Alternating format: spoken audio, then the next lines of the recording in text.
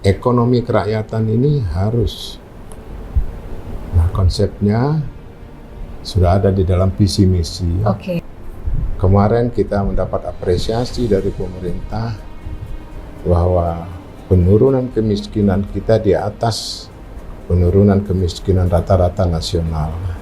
3,4% dari jumlah penduduk, lebih kurang 700-an ribu rakyat kita normal yang berada di desa. Nah, sumbernya ini saya sudah menemukan tidak dari APBN, tidak dari APBD, tapi menggunakan Investor. Investor juga ada yang dalam bentuk lain, tapi menggunakan zakat.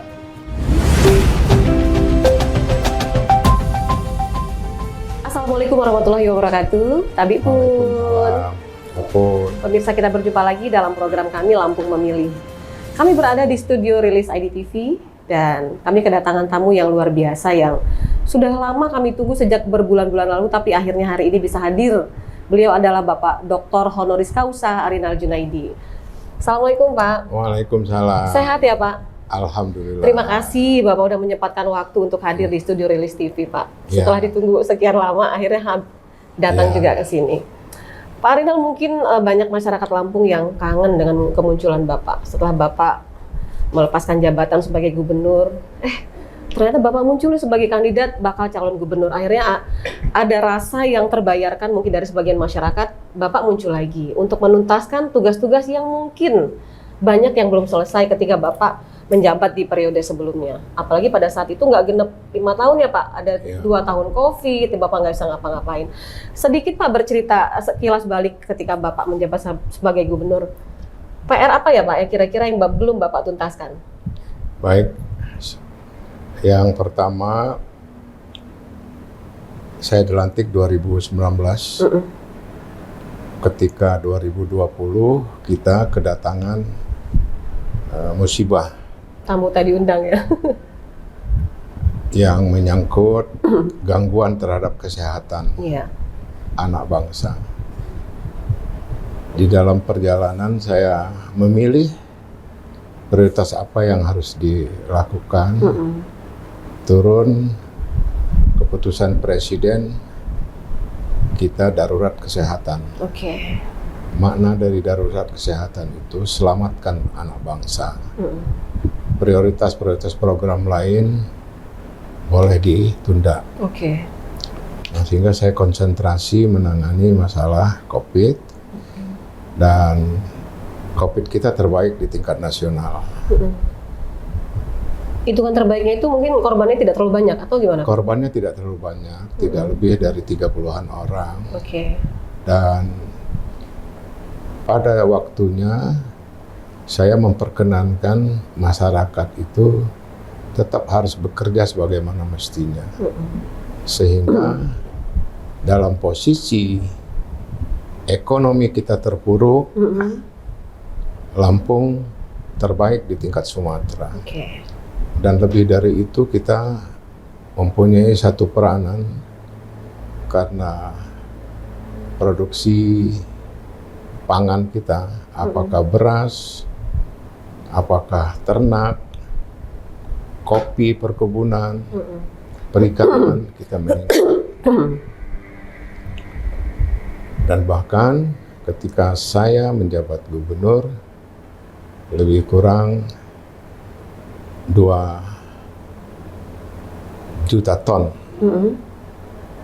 kita sebagai penghasil beras.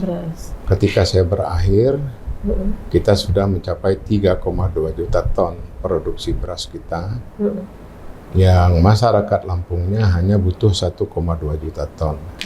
Jadi 2 juta ton itu bisa kita berikan kepada saudara-saudara kita dari provinsi lain, khususnya di KI yang membutuhkan 40% kebutuhan pangan. Apakah beras, kopi, ternak, sayur-sayuran, gula, itu dari Lampung. Nah, saya memang harus menjaga penuh DKI itu karena DKI sebagai pusat pemerintahan, pusat ekonomi, apabila ada gangguan maka sangat mudah terjadinya inflasi. Iya. Nah, oleh Oke. karena itulah saya berusaha keras dan pada akhirnya sebagai bukti Lampung mendapatkan ekonomi yang terbaik tingkat Sumatera. Pada saat COVID. Pada saatnya kemarin kita mendapat apresiasi dari pemerintah bahwa penurunan kemiskinan kita di atas penurunan kemiskinan rata-rata nasional.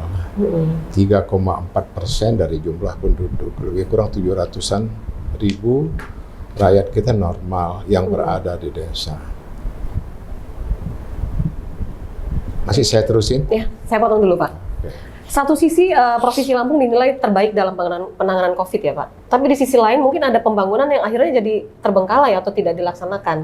Nah kira-kira bisa Bapak kasih bocoran nggak apa sajakah itu dan apakah itu yang menjadi tujuan Bapak berikutnya untuk dituntaskan? Ya bukan terkandung maksud terbengkalai, tetapi prioritas tetap harus ada.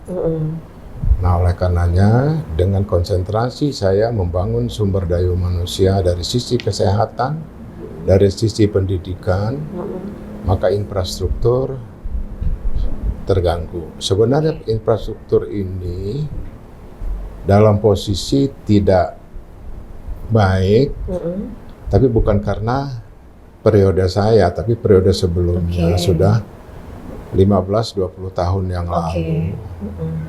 Nah, dalam posisi itulah saya berusaha untuk menghadirkan petinggi nasional termasuk presiden agar beliau bisa berkunjung dan melihat karena Lampung ini merupakan persinggahan Pulau Sumatera dari 10 provinsi dan persinggahan Pulau Jawa dari 5 termasuk Bali provinsi, sehingga lintasan Provinsi Lampung ini menjadi tumpuan harapan anak bangsa. Nah tentunya punya resiko nilai-nilai yang kurang baik apabila kita tidak tangani dengan benar, sehingga infrastruktur kita 2 kali lipat bila dibandingkan infrastruktur provinsi lain, tingkat kerusakannya apalagi kalau kualitasnya kurang bagus. Nah persoalannya dengan kekurangan daya dukung anggaran, sehingga saya mensyukuri kunjungan Presiden ke Lampung, kita diberikan penugasan untuk memperbaiki infrastruktur jalan, mendapatkan penugasan melalui Kementerian PU dan luasnya 14 ruas ditambah APBD kita mendapatkan 17 ruas, sehingga Lampung sekarang ini sudah 84% jalannya mantap. Oh iya. Nah kalau dulu sudah 80, tetapi ya ternyata cara menghitungnya yang berbeda. Gitu ya.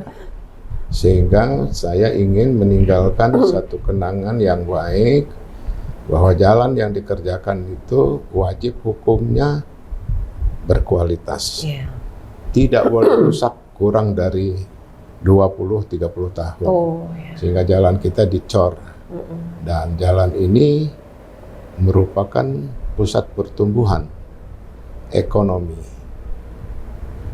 Yang kedua, sebagai konektivitas antar kabupaten, antar desa, antar kecamatan, dan bahkan antar provinsi. Nah inilah yang kunjungan Presiden, saya menyampaikan terima kasih atas nama masyarakat, dan beliau juga sangat senang karena kualitas yang dikerjakan itu memang standar dari teknologi yang selalu berkembang. Karena jalannya dicor. Baik. Pak, sebelum diterusin, boleh ngopi Pak? Silakan Pak. Ya, kalau gitu saya sambil ngopi dulu, silakan Pak. Makan dulu kuenya. Dan hari ini kan Bapak hadir sebagai calon gubernur ya Pak ya? Iya. Kita boleh nggak dapat bocoran program apa aja nih yang Bapak usung nanti ketika nanti Bapak menyampaikan kepada masyarakat. Ini kan masyarakat dikasih pilihan ya Pak ya, 2 di Provinsi Lampung ini. Supaya meyakinkan mereka bahwa Bapak memang benar-benar sangat ingin membuat masyarakat Lampung ini sejahtera, menuntaskan kemiskinan dan lain-lain. Ya, saya di dalam masuk periode yang kedua ada konsentrasi saya bisa menghadirkan investasi di Lampung. Investor ya. Karena APBD kita masih sangat kecil bila dibandingkan dengan jumlah penduduk. Lampung itu 7,3 triliun. Jumlah penduduknya BPS 9,2 juta.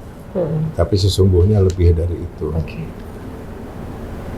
Ini seperti yang saya programkan, ekonomi kerakyatan ini harus. Nah, konsepnya sudah ada di dalam visi misi. Oke. Tapi saya belum mau mempublikasikan. Belum boleh ya. Tapi yang jelas saya ekonomi kerakyatan, ya. dan saya akan memfungsikan badan usaha milik desa, dan bagaimana sumber-sumber dari desa itu bisa memfungsikan daya dukung pembangunan, karena hak dan kewajiban bagaimanapun juga kita harus lakukan secara bersama. Jadi pembayaran pajak, badan usaha milik desa, produk-produk di desa, dan ekonomi yang berkembang, sehingga kita harapkan desa-desa yang ada itu merupakan smart village. Ya. Jadi akan ada perkembangan-perkembangan seperti untuk penagihan pajak, seperti penjualan produksi-produksi perkebunan, pertanian, tanaman pangan maupun perikanan dan ternak. Nah, bagaimana supaya mereka bisa meningkat? Ya tentunya itu kan harus ada sumber. Nah, sumbernya ini saya sudah menemukan tidak dari APBN, tidak dari APBD, tapi menggunakan hak investor juga. Ada yang dalam bentuk lain, tapi menggunakan zakat. Dan ini belum semua melakukannya. Tetapi saya janji kepada Allah, uang zakat tidak hilang, rakyatnya meningkat pendapatannya, ekonominya berubah menjadi lebih baik, Lampung menjadi lumbung ternak. Nah, jadi ini yang harus kita lakukan, dan itu hukum Islam yang memang fungsi pajak itu, fungsi zakat itu harus memberikan perubahan. Nah, mengapa kita harus menunggu pendekatan anggaran jika itu bisa digunakan demi dan untuk rakyat? Untuk rakyat. Tadi infrastruktur sudah Bapak singgung ya Pak ya. Pertanian, ngomong-ngomong kartu petani berjaya mau diterusin lagi nggak tuh Pak? Oh ya, jika saya terpilih maka salah satu diantaranya kita ingin 2.446 desa. Lalu statusnya sekarang desa itu tidak ada lagi desa tertinggal di Lampung. Kalau dulu masih ada 400-an. Tapi begitu zaman saya tidak ada lagi. Nah, persoalannya bukan berarti selesai. Normatif desa itu sama di semua desa, di semua kabupaten dan provinsi. Tetapi di dalam desa itu masih ada masyarakat yang miskin. Itulah pendekatan tadi, uangnya dari rakyat, untuk rakyat, mereka berubah hidupnya, dan Lampung menjadi lumbung ternak. Pendekatan saya adalah pendekatan zakat. Nah, lalu yang kedua, saya ingin menjadikan smart village sebagai desa cerdas, sehingga masyarakat yang ada di desa itu menyekolahkan anaknya kuliah loh. Tapi begitu dia lulus, ada kelalaian kita semua, sehingga mereka ingin merubah nasib dan mencari pekerjaan di luar Kota. desa. Jadi nggak balik ke desanya lagi dia. Nah, ternyata dia tidak berhasil. Nah sekarang saya ambil kebijakannya, ya sudah pulang lagi ke desa, tanganin badan usaha milik desa, Oke. Anda melakukan penagihan pajak motor, pajak mobil dengan insentif yang sudah ditentukan, sehingga pada akhirnya dia menghasilkan 1 bulan lebih besar dari gaji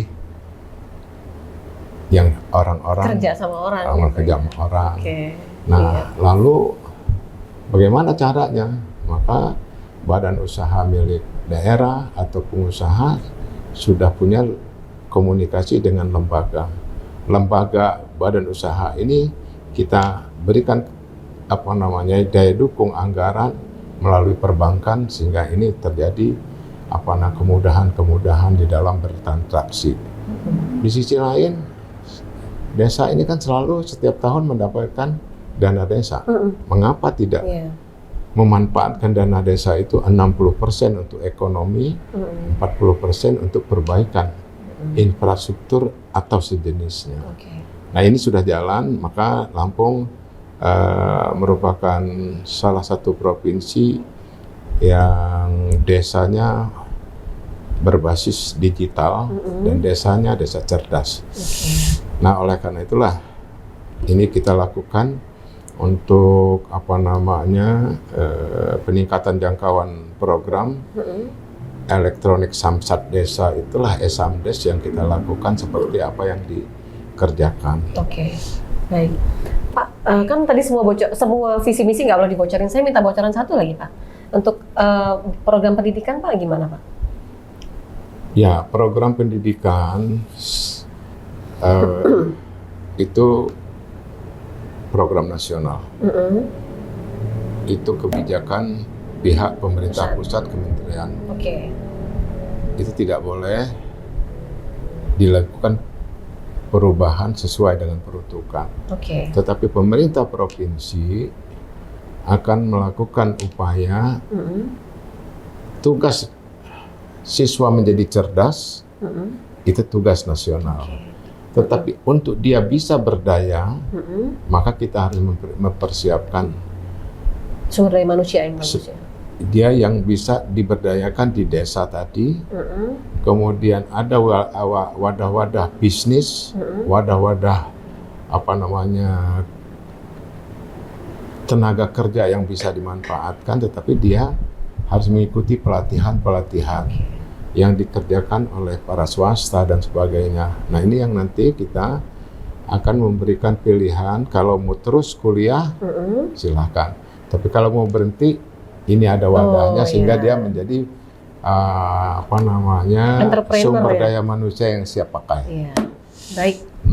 Oke Pak, supaya besok ada obrolan lagi kita cukupin dulu ya Pak ya. Jadi penasaran nanti kita ngobrol lagi di lain kesempatan. Terima kasih Pak Gubernur, terima kasih Pak Arinal Junaidi waktunya. Sehat selalu ya Pak. Mudah-mudahan Bapak lain waktu bisa mampir lagi Pak sini. Ya. Mungkin ada satu yang saya tambahkan boleh, silakan, Pak. Nah, selama ini kan pemerintah provinsi memberikan bantuan desa bantuan kepada desa itu 6 juta. Insya Allah saya terpilih lagi, saya akan tingkatkan menjadi 10 juta per desa kali 2.446 desa, dan desa ini akan memberikan peluang agar bisa menumbuhkan ekonominya melalui perkoperasian dan sebagainya. Ini janji saya, mudah-mudahan ini ke depan desa bangkit karena mulai dari desa. Amin. Lampung maju karena dimulai dari desa. Berjaya mulai dari desa. Terima kasih Pak Arinal Junaidi. Mudah-mudahan Allah memudahkan langkah Bapak, Pak. Mudah-mudahan semuanya dimudahkan dan Bapak bisa meneruskan pembangunan di periode kedua. Dan pemirsa, demikianlah obrolan saya bersama Bapak Dr. Honoris Causa Arinal Junaidi, calon Gubernur Lampung dalam program kami Lampung Memilih. Terima kasih atas kebersamaannya. Saya Novi Balga mewakili kerabat kerja yang bertugas undur diri. Sampai jumpa dan wassalamualaikum warahmatullahi wabarakatuh. Waalaikumsalam warahmatullahi wabarakatuh. Terima kasih Pak. Terima kasih.